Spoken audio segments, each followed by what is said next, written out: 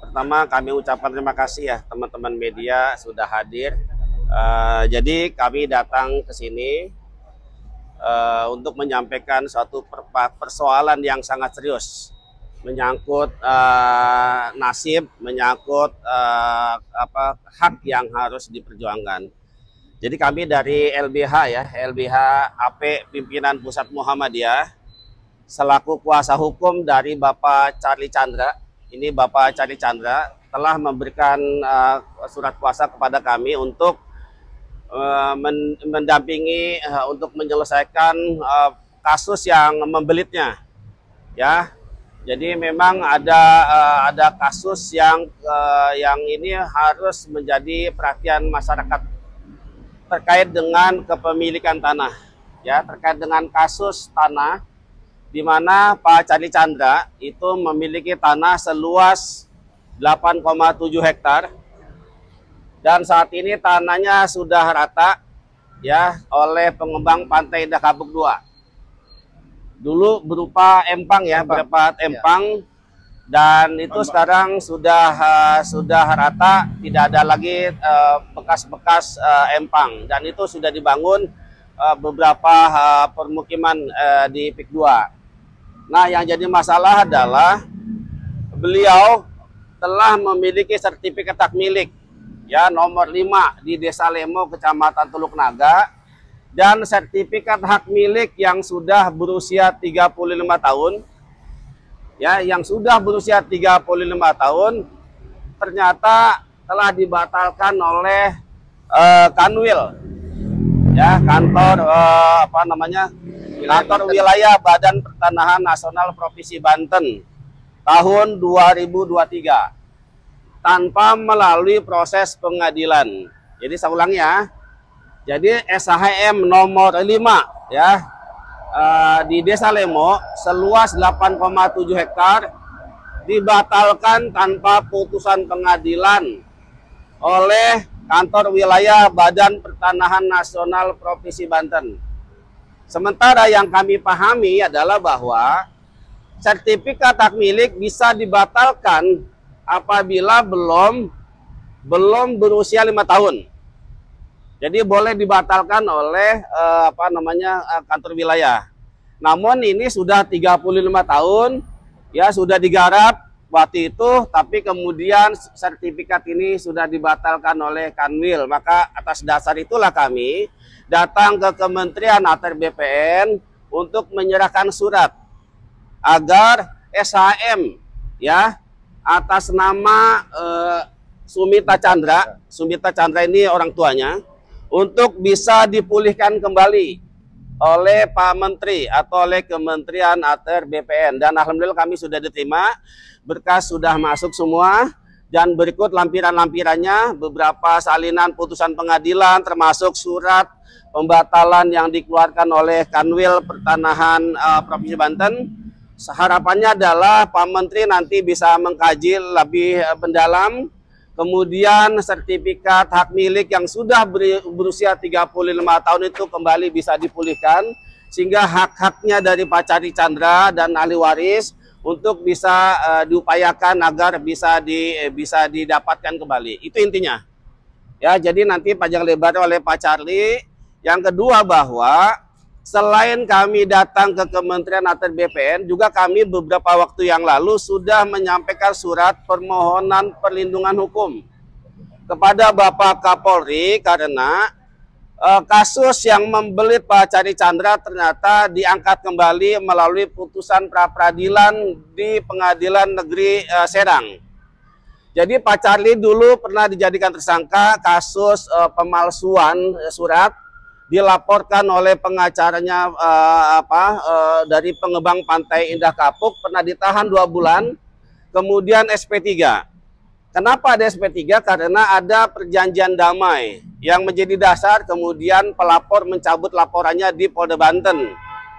Nah, apa saja isi daripada perjanjian damai itu? Bahwa Pak Charlie tidak akan menuntut ganti rugi terkait dengan tanah yang sudah dirampas oleh pengembang PIK 2. Seluas 8,7 hektar. Kemudian Pak Charlie juga tidak harus mencabut gugatannya di pengadilan negeri dalam perkara perdata. mencabut gugatannya di banding administratif PT UN, mencabut surat kuasanya, ya, termasuk menyerahkan sertifikat hak milik. Nah, karena ini menjadi sebuah isu nasional hari ini soal pagar laut, soal perampasan tanah, maka Pak Charlie beberapa waktu yang lalu menyampaikan hal yang pernah dialaminya. Dan itu tersebar di beberapa podcast, dan itulah kemudian pengacara PIK 2 mengajukan permohonan pra-peradilan kepada Pengadilan Negeri Serang agar kasusnya diangkat kembali. Jadi karena sudah dikabulkan oleh Pengadilan Negeri Serang, maka statusnya sekarang masuk tahap penyidikan oleh Polda Banten dan statusnya sekarang ya kembali menjadi tersangka. Jadi kami sudah melakukan langkah hukum kepada Kapolri, kemudian kami ke Kapolda Banten beberapa hari yang lalu, dan terkait dengan sertifikat hak milik, maka klien kami memperjuangkan agar bisa dipulihkan sertifikat oleh Kementerian ATR BPN itu. Demikian saya kira penjelasan dari saya. Silakan Pak Charlie, bisa dilanjutkan. Ya, saya mau jelaskan juga mengenai kasus yang menjerat saya.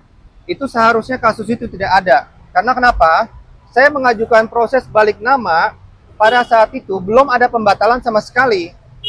Kalau saya mengajukan proses balik nama, setelah ada pembatalan, iya, saya paham itu salah. Tapi saya mau balik nama, saat itu masih atas nama ayah saya sendiri. Gitu. Sehingga saya berasa itu bukan menjadi suatu tindakan pidana. Yang anehnya, 1 bulan kemudian, saya punya proses balik nama tidak pernah diproses. 1 bulan kemudian, SHM saya sudah 35 tahun itu dibatal, begitu saja. Yang selalu dijadikan dasar pembatalan itu adalah putusan pidana 596. Dan ini ditulis oleh Mu'annas Al-Aidid dalam dia punya Twitter. 596. Tapi, sudah ada putusan perdata nomor 726, di mana kami sudah dinyatakan sebagai pemilik yang sah.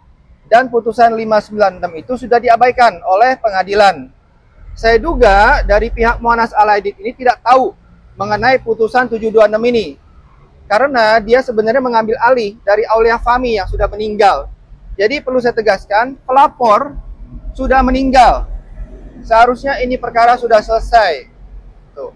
Kedua, hari ini kami minta perlindungan kepada Pak Nusron Wahid juga.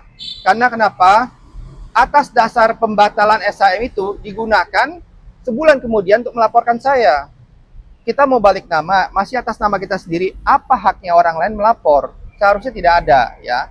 Jadi pertama, mohon kepolisian mengawal kasus ini. Kedua, mohon dari BPN memulihkan hak saya karena sertifikat ini sudah berumur 35 tahun dan sesuai dengan peraturan PP nomor 18 2021, hak contrarius actus sudah hapus. Jadi selesai, tidak boleh dibatalkan. Kami mohon sebagai warga negara, semua perlindungan hukum, semua hukum harus dinyatakan sama untuk semua orang, gitu. Terima kasih. Boleh tanya, Pak? Ya. Terkait putusan 726 itu apakah sudah ada permohonan untuk mengajukan eksekusi atau putusan? Belum ada. Belum ada. Namun itu sudah sampai peninjauan kembali. Tapi belum ada. Sudah ada permohonan untuk melakukan eksekusi sehingga itu menjadi milik Pak? Belum. Objek tanah sekarang yang kosen siapa, Pak? PIK 2. Itu berapa lama dari kosen? Sejak 2015 Sampai sekarang, Pak? sampai sekarang. Jadi pembatalan sertifikat kami itu di 2023. Tapi sudah dikuasai 2015 dan sejak 2015. 2015. Dan fakta ini ada di dalam SK pembatalan BPN. Jadi BPN sudah menulis hal ini, sudah dikuasai berdasarkan apa? Surat kuasa dari ahli waris Tepitnyo. Padahal nama Tepitnyo sudah dicoret dari sertifikat itu. Itu siapa? Tepitnyo itu adalah penjual tanah itu yang pertama kali. Jadi kami pemilik ketiga. Nggak melakukan upaya pelaporan penyerobotan ke polisi? Ini masih kami pertimbangkan. Sebenarnya masalah penyerobotan itu kami tidak terlalu permasalahkan saat ini. Namun kalau mendesak dan saya harus bela diri, akan saya laporkan semuanya. Bukti apa yang dibawa Pak ke BPN? Salinan. Ya, hari ini saya memberikan bukti-bukti ke BPN, satu permohonan pemulihan kembali SHM 5, dan juga saya memberikan putusan pidana yang selalu diangkat-angkat, yaitu putusan pidana 596. Saya juga kasih putusan perdata nomor 726 di mana kami sudah ditetapkan sebagai pemenang. Dan ayah saya, Sumita Chandra, sudah dinyatakan sebagai pembeli yang beretikat baik. AJB kami adalah sah. Jadi, saya bingung kenapa Muanas Al-Aidid selalu menyebut saya sebagai maling.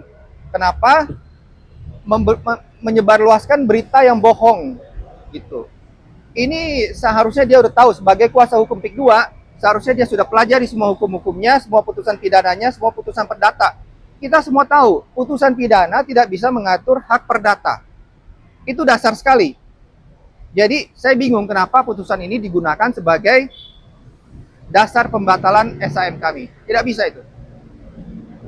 Pak, kenapa nggak melakukan upaya hukum melaporkan pencemaran nama baik di akun sosialnya? Nah, gitu. Sebenarnya mungkin aja dia baru tahu. Mungkinnya dia baru tahu. Nah, saya kasih waktu. Kalau misalnya dia tidak perbaiki pencemaran nama baik ini, dia tidak menarik kembali atau menghapus postingannya, itu akan saya lakukan. Ini sempat berkomunikasi langsung dengan Muanas Al-Aidid? Saya belum pernah. Belum pernah. Hanya waktu itu saya ditahan di Polda Metro, dia datang ke ruangan, dia tanya saya, Charlie maunya apa? Dan disitulah dia menawarkan saya damai, yang menurut saya bukan win-win. Karena dia minta untuk melepaskan. Iya, iya. Dan begini ya, logikanya apabila saya dituduh pemalsuan, coba lihat aja di perjanjian perdamaiannya. Tidak ada urusan dengan pemalsuan. Perjanjian perdamaian itu pertama melarang saya menggugat, melapor, dan menuntut hak. Aneh kan? Kalau memang saya bukan pemilik, ya apa urusan sama dia? Ya kan? Gitu. Pak, satu lagi Pak. Apakah saat menyetujui kesepakatan perjanjian damai itu Bapak ada mengalami penindasan atau ancaman atau tekanan? Saya di penjara. Saya ditahan tahanan Polda Banten. Penjara. Betul. Siapa yang memenjarakan Bapak sih? Dan kasus Waktu itu pelapornya Aulia Fahmi. Tuduhannya itu adalah pemalsuan surat dalam proses balik nama. Namun proses balik nama itu sebelum ada pembatalan atas aset yang sama. atas hak yang sama, Aset yang sama ya? aset yang sama. Dan sebelum saya dilaporkan itu, saya sudah pernah dilaporkan penggelapan atas aset yang sama, dan itu sudah SP3 berdasarkan tidak cukup bukti. Tapi Muanas Al-Aidid menyebarkan berita itu mereka cabut laporan. Padahal sudah jelas dalam buktinya itu tidak cukup bukti. Semua surat-surat saya putusan pengadilan ada di website saya juga, charliechandra.com. Oke, cukup. Makasih. Makasih, Pak.